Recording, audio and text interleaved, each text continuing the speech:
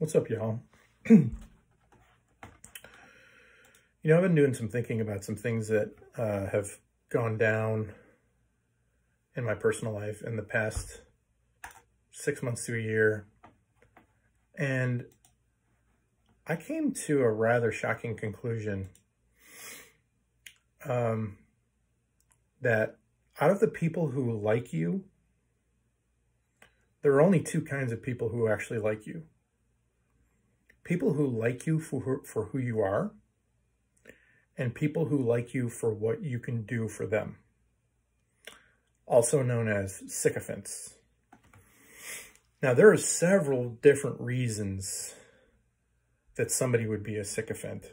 The most obvious reason is if you're a boss at work and people come around you all the time and try to get close to you because it helps their career.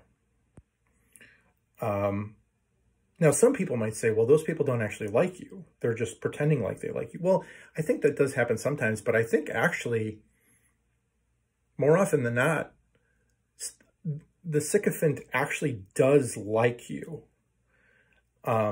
because they've convinced themselves that you're a good guy or a good girl because you can help them.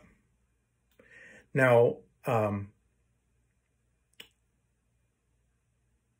there are other reasons besides like being a boss at work and helping somebody with their career. Say that you're a famous person. If you're going nuts over somebody who's famous, now I'm not famous, so I've never experienced this, but people go gaga over famous people. It doesn't matter how good looking they are or how what they do. If they're famous, everybody wants to take their picture with you, and or you want to take your picture with them and all that. Why? Why are you going gaga over this person? Well, what do you do when you take a picture with a famous person, like sitting right next to you at the airport, or you post it on Facebook? And so it gives you street credit. Like, look, I'm pretending I'm friends with whoever. Brad Pitt. I saw him at the airport and he took a picture with me. So those people don't actually like Brad Pitt for who he is because they don't know who he is. And then you have other more sort of subtle examples of it where, say somebody's got a really talented kid that plays football or something like that.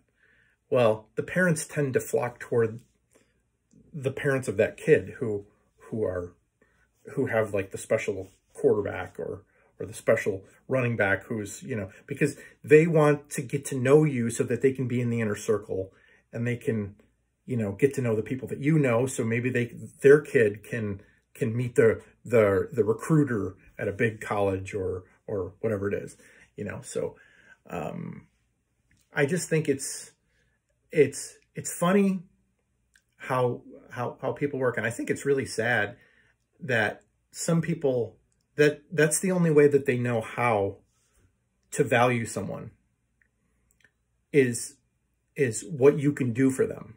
That's the only way that they know how, because, you might look at somebody and be like, hey, what do you think of that guy over there? And be like, well, I don't even know him. I don't really have an opinion on that guy over there because I don't know. Well, why don't you know him? Like, you go to the same school as him, you work at the same place as him, your kid is on the same baseball team as that guy's kid is on. Why don't you know him? And that person might say, well, I don't know. I never really got to know him. And the question is like, why not? Why didn't you get to know him? Well, maybe his kid sucks, or his kid's like in the middle of the road, or maybe in the bottom half of the kids. And so really, if you were honest with yourself, the truth of the matter is that there was nothing in it for you to get to know that guy. And that's why you didn't. But there are some of us who genuinely actually want to get to know people. And we like people for who they are, not what they can do for us or give us or get us or who we can meet through them or whatever. And so there's this fake love that is very, very similar to real love. And sometimes it's actually hard for you to detect who really loves you for who you are, or likes you for who you are, or whatever. But as we know, when tragedy strikes, they say that's when you find out who your real friends are, right? And that's very true, right? You have a parent pass away or something like that. How many of the people who constantly surround you and talk to you and do this and do that and oh, you're so funny, and like they drink coffee with you and they come by your desk and they do this, how many of those people send you a card when they find out that your dad died? Or when your son is sick in the hospital, how many of those people ask you how your son is doing, how your daughter is doing in the hospital when they find out? Or do they just find out something happened and they go, oh man, that sucks. It sucks to be him. And then they don't come around you anymore because they're like, well, he's in a bad mood. I don't want to bug him. You know, when your real friends are the ones who know that you need support. They're the ones who know that now more than ever, they need to come around to cheer you up and to talk to you and just listen to you.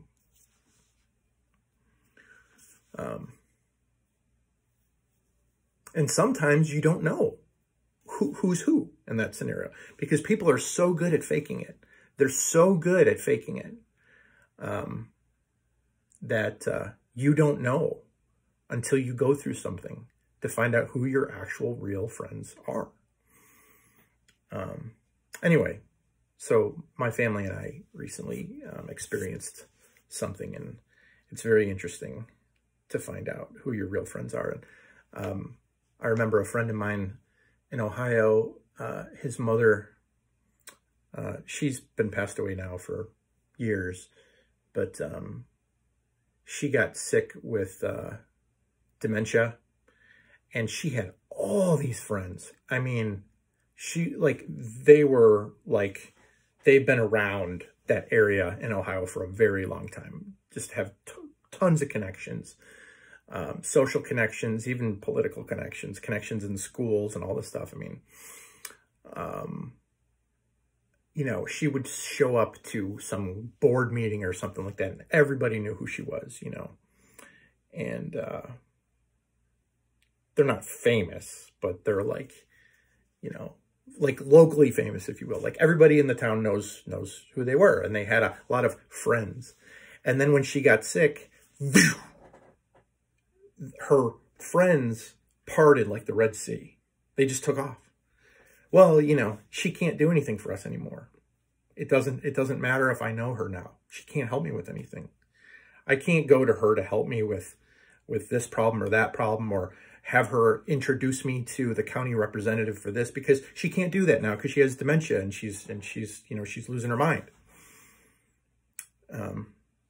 But there was a group of people who were really true friends of hers, and they would come by, and even if she was, you know, kind of out of it, they would still sit with her and try to talk to her, and they'd bring food and they'd send cards, and, you know, they would offer all kinds of things. What do you need? Do you need somebody to clean your house? Do you need somebody to mow your lawn for you? Those are people who truly like you for who you are. And it's kind of shocking to find out the small percentage that actually are true friends. It's an interesting thing. It's an interesting thing. Let's put it that way. It's a very interesting thing. It's human nature. It is what it is. But, you know, I think the saddest thing about it is that some people don't even know how to be a true friend. And they really have no true friends because they only glom onto people who can help them. Whether that person helps them feel good about themselves, or whether they help them with their career, whether they help them with whatever other goals that they might have. Because they literally don't know any other way. They don't know how to love somebody genuinely for who they are, or at least like somebody, or you know, and that to me is very sad. And some of these people who are like that are some of the most friendliest, outgoing, seemingly nice and together people that you've ever met in your life. You know, they got money, they don't want for nothing, you know, they dress nice, they're super, you know, energetic, and they go everywhere. But, you know, the second you really need a friend, They're nowhere to be found. They're nowhere to be found.